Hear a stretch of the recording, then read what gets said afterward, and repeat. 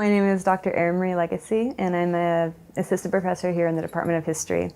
And I teach a class called From Vampires to Death Tourism, the Dead in Europe Since 1700.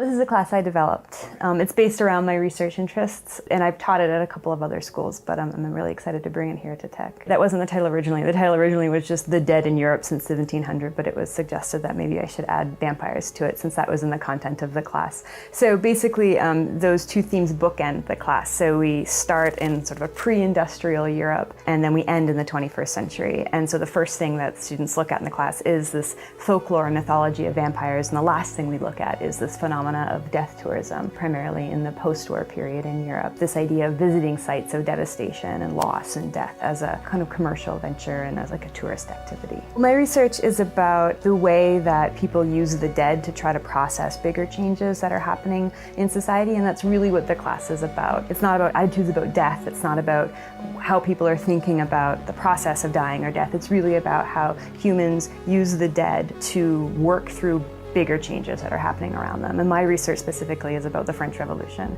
and cemeteries, the Paris catacombs, these things that are invented in the immediate aftermath of the French Revolution, and how this is a way for Parisians to try to come to terms with some of the biggest changes that they've seen taking place over the course of their lives. Even though the class starts in 1700, we proceed very quickly through the early modern period. We spend a lot of time in the 19th century. I think we get to the 21st century. In the past, I've had students look at this phenomena called plastination, which is the process of turning corpses into kind of a plastic-like substance that are then put on display for like a visiting paying public. And so I think that was 21st century. A lot of the readings end up leading to discussions almost about sort of the ethics of these practices, which isn't really the point of the class, but the discussions lead to interesting places, I suppose.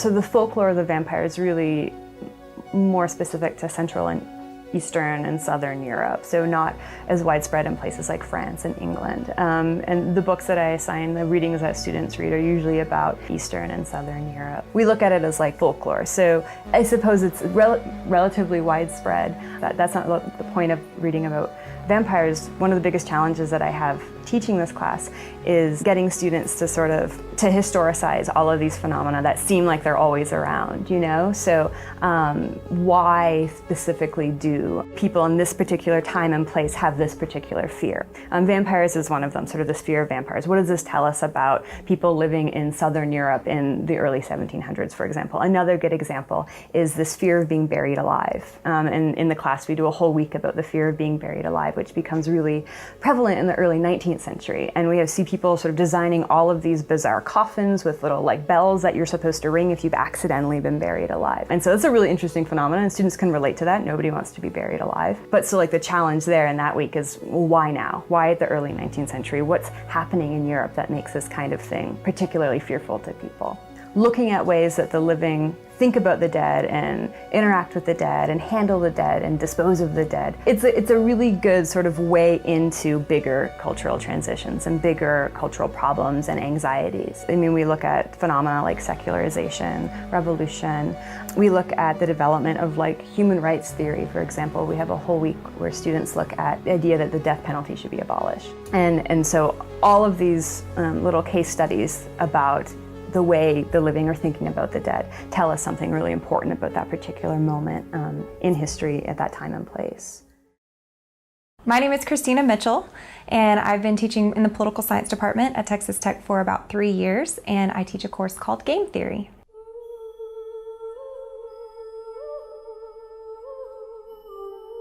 Game theory is a type of mathematical modeling. We use mathematical models to try and explain what we see in the real world. And so when we're writing articles in political science, we can use these mathematical models to explain things like why countries trade with one another, or why we see certain countries democratizing and others not. I had taught a game theory class in graduate school, and it was the first time I'd ever taught it, so I think my poor students didn't learn very much. But every time you teach a class, you kind of learn more about the best way to deliver it. And so when I came to Texas Tech, I asked if anyone taught a game theory class here, they didn't really have a faculty member who was actively teaching it, so I just stepped into that role. The department was really excited to have someone who is prepared to teach a game theory, or we also call it a formal modeling class, because that's an area that our students didn't really have a lot of experience in. And I've actually had a lot of students express interest in taking the class. I had a full enrollment last time I taught it, and we're looking pretty good for full enrollment this fall. This is a junior level undergraduate class, and so the math is still definitely considering that we're at an undergraduate level, but most universities offer graduate level courses in this for any students who would like to continue with it. The character in Beautiful Mind that you follow throughout the movie is John Nash, and Nash invented a new way to calculate an equilibrium in a mathematical model based on best responses. So in the movie you see Nash figuring out what the best strategy is for 4 guys to all go home with a girl at the bar, rather than all going after the blonde. If they think about the character's best responses, instead they choose to all go after a brunette, so that they are more likely to actually end up going home with a girl at the bar. So basically it's using the idea of best responses to figure out what my strategy should be. It's kind of like chess. Based on what I think you're gonna do, what should I do? So a lot of times in the course we go through and we learn the math-based part of how game theory works, and then we use in-class simulations. A really common one that we think about is the prisoner's dilemma, where you have 2 prisoners that are locked in separate rooms and they're asked to get confessions. The DA is trying to get a confession out of each one. Well, they would both be better off if they stayed quiet, but each one has an incentive to rat on the other one to try and get a commuted sentence. So we try and use in-class simulations to reenact those scenarios and see if what we experience in class, if the outcome in class actually reflects what the math predicts, and almost always it does. I think they come into the class hoping that we're just going to play Monopoly every day. So they are sometimes surprised when they find out how much math is going to be involved. But I try to make it really accessible, because again, this isn't math like when you're taking calculus and you're not really sure how this applies to the real world. This is math that we can actually take and apply to a real world situation and then reenact it in class. My name is Jacob Baum, and I am an assistant professor of history here at Texas Tech. And I'm teaching a course on the history of witchcraft and witch hunting.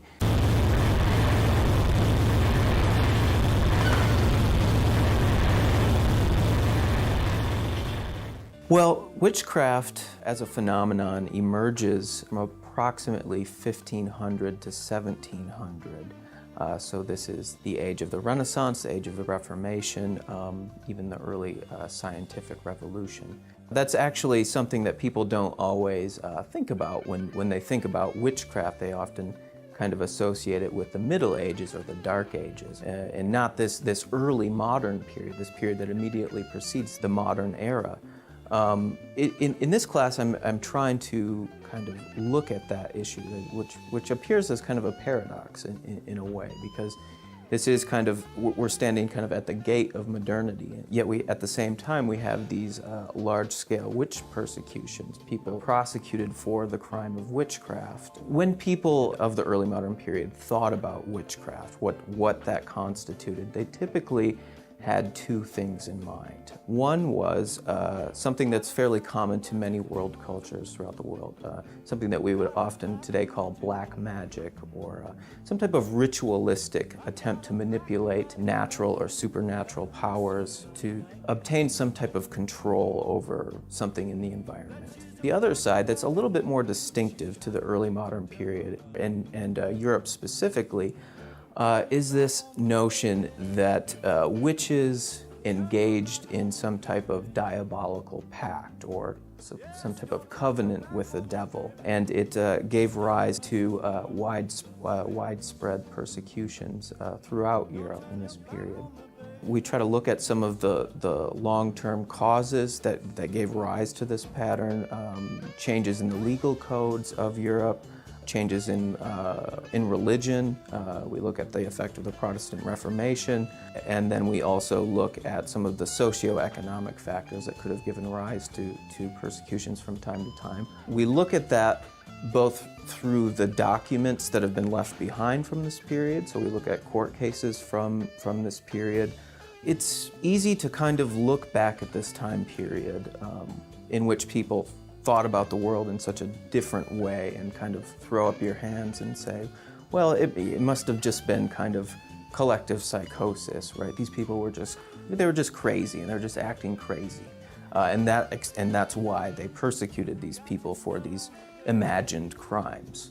But as historians, we can't really do that. That doesn't really explain the reality that these people lived through. So we want to figure out how it was that people could believe in the reality of this phenomenon of witchcraft, and how that belief that really did motivate people's behavior, and it resulted in some terrible consequences for a large number of people. The best estimates that we have suggest that as many as 100,000 people were tried for the crime, and probably about 60% of those tried were actually executed for the crime. Usually when they're executed by the most brutal, painful method that the court system could have devised in that day.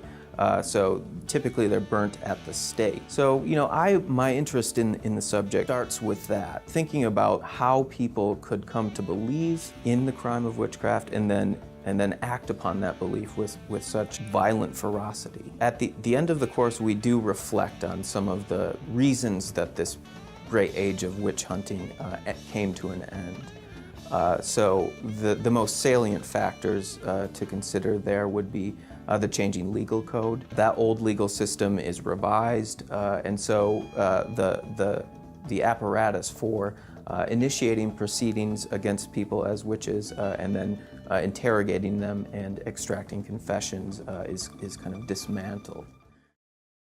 My name is Emily Skidmore. I'm an assistant professor in the history department, and I've been teaching here since 2011, and I mostly teach courses on U.S. women and gender and sexuality.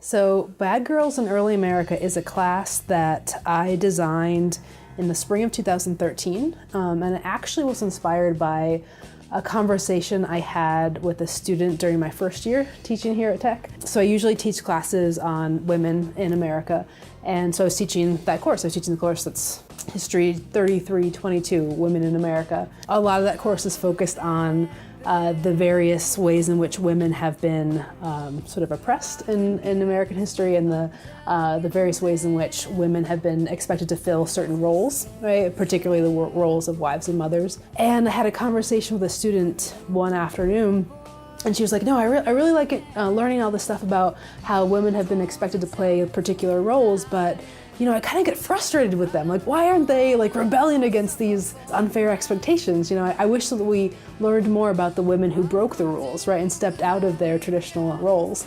And I was like, man, that would be a really cool class. Bad Girls in Early America focuses on women who defied expectations, right, who stepped out of the traditional roles that they had been expected to fill. Students come in with different ideas about why it's called Bad Girls. Maybe they think there's going to be a salacious element to the course. Yeah, it's supposed to be provocative, right? And a lot of what we talk about in the class is focused on particular women, but we also talk a lot about what are the characteristics that traditionally have been defined as good characteristics for women to have, and what are the characteristics that women are not supposed to have, right? So for example, a woman wearing a leather jacket and kicking down a door, that would be considered a bad girl, right? Because she's being aggressive, right? She's being in your face in a way that women are not supposed to be. By thinking about women, I think even more importantly about gender in a time period that's quite different from our own, I want them to indirectly begin to become more conscious of how gender roles influence their own lives today. And I want them to think about the power relations that we still engage in that are shaped by our gendered positions in society.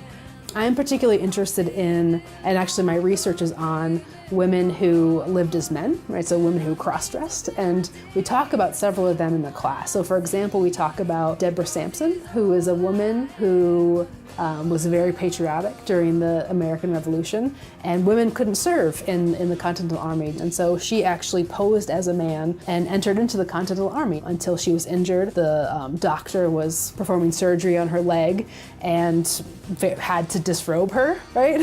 And then it was only then that people in the Army realized that she was not a man. The fact that these women were able to serve in the military for over a year, right, proves that they were completely capable of fulfilling the same role as male soldiers were, right? And so it proves how unfair these expectations are that we have for women, that they can't be just as good as men can. I study women, gender, and slavery in early America, which we tend to think about as just being the 13 colonies before the American Revolution. But I look at it in an Atlantic context, and what that means is that I'm thinking about early America as part of the British Empire. And I focus specifically on women and their involvement in slavery. I think the other dimension that I add to the course is that we don't just think about women and gender, but we talk a lot about race in early America and about how ideas of race are changing. A lot of the conversations we have in the class are about why is it that we've never heard about these people, right? And in a way, that's sort of the point, right? Because the point is that history is constructed, right? So we're told narratives that are based in partial truths. It's easy to tell a story if you ignore sort of the outliers, right? And just talk about mainstream interpretations and mainstream lives. But from my perspective, I think it's often more interesting to think about history from the perspective of these outliers, right? And what is it about them that made them not mainstream? My name is Dr. Phillips, and I've been here at Texas Tech since August. The course that I'm teaching right now is a 3,000 level course, English 3388. It's a film genres course, and the genre that I'm teaching is the road film. The name of the course is actually The Rebel in the Road.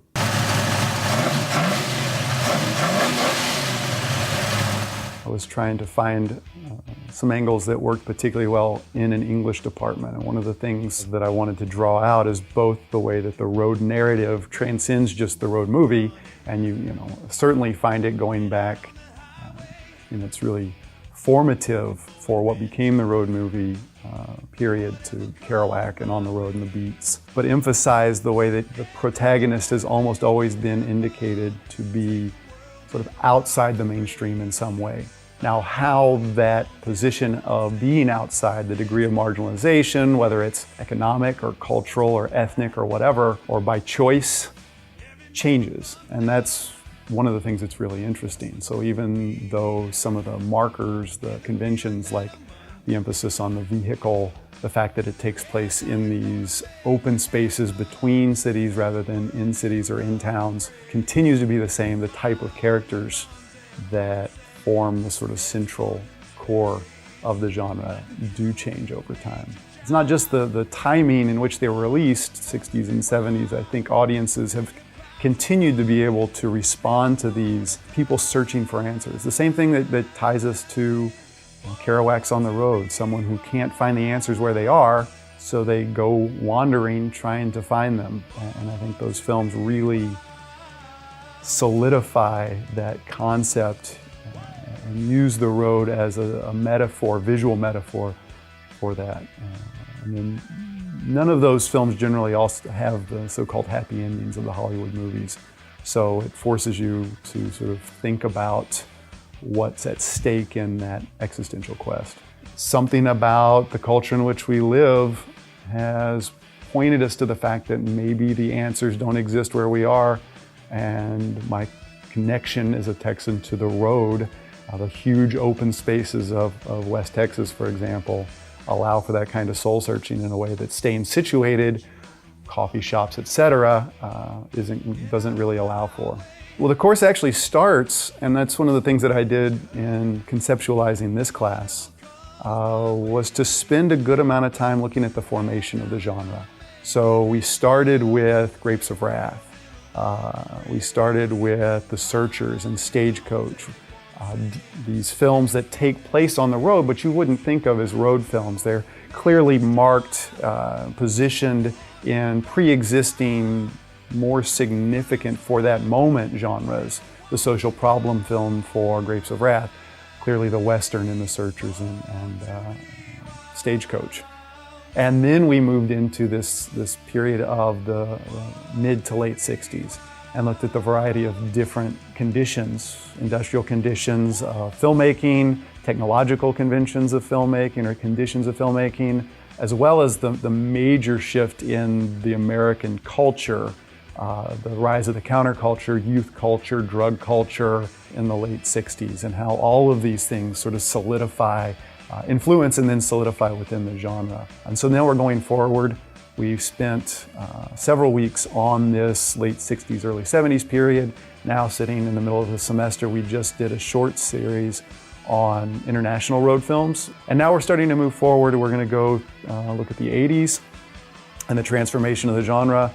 We're going to move into the 90s, the way that identity politics shows up in things like Thelma and Louise. And then we'll move into, say, the last 10 or 15 years. So it actually runs from the 1930s, even maybe further back up through the current conditions, current state. So it takes a very broad understanding of what the genre can be, but focuses on the formation and then the transformations with this sort of late 60s, early 70s as the hub of the focus.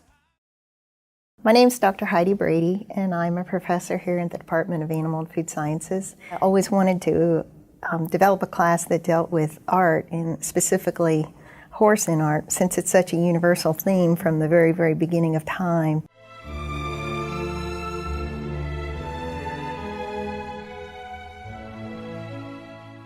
We start the class looking at cave paintings, and that was Chauvet caves at 30,000 years before Christ. And in those, we see the pictures of the horse on the walls, and it was an important part of their life, the world around them. And then we go through Egypt and Greece, and we see different developments of relationship of horse and man. And then we see horses' power, horses' sport. And so we're always seeing man relating to the horse. And they express that, depending on what culture they're in, through their art, sculpture, and photography. There's definitely a spiritual level that people connect with horses. We've seen it through time, and we see it, for example, how a child relates to a horse in our therapeutic riding, but how this is expressed in art. It's just a strong, powerful, universal, almost basal theme that we see throughout. I'm writing a book with Dr. Scott White from the Ranching Heritage Center, and it's the horse in Art of the American West. And we're writing it because all of our textbooks went through the beginning of time to Western art, and then it just about stopped. and it's so strong and powerful what the Western art and horses are. So we are actually went and did interviews with over 12 artists as far as painters, and then 4 sculptors. We have photographers as well as drawers. So in total, there's about 25 artists. And several of them are from Texas Tech. We're in Texas, and horses are number one in Texas, and more horses in Texas than any other state. And a lot of our students come from ranching families, and if not, they're on the equestrian teams, ranch horse teams, and our department's, of course, very strong in horses, but we also draw students from all over Tech. It's not just an agricultural course, and that's what we really like, is we get to meet new students, and basically they all love the horse, and which is why they're taking the class. Because we do so many time periods, we cover sculpture, we do oil paintings, the Impressionists, we do the Degas racehorse pictures, we do that type of era. We do the portraiture of Stubbs in England, which are very, very regal and very sort of formal pictures of horses. And then we get to the sculpture, the different types of sculpture, some that are very realistic. So they see a wide variety. We do photography, and we do a real small portion of cinema. So we run the whole gamut. We see sport, we see sort of sad things in war, we see power we see mythology, we see American art with Western and Native American art. So we see just quite a wide range.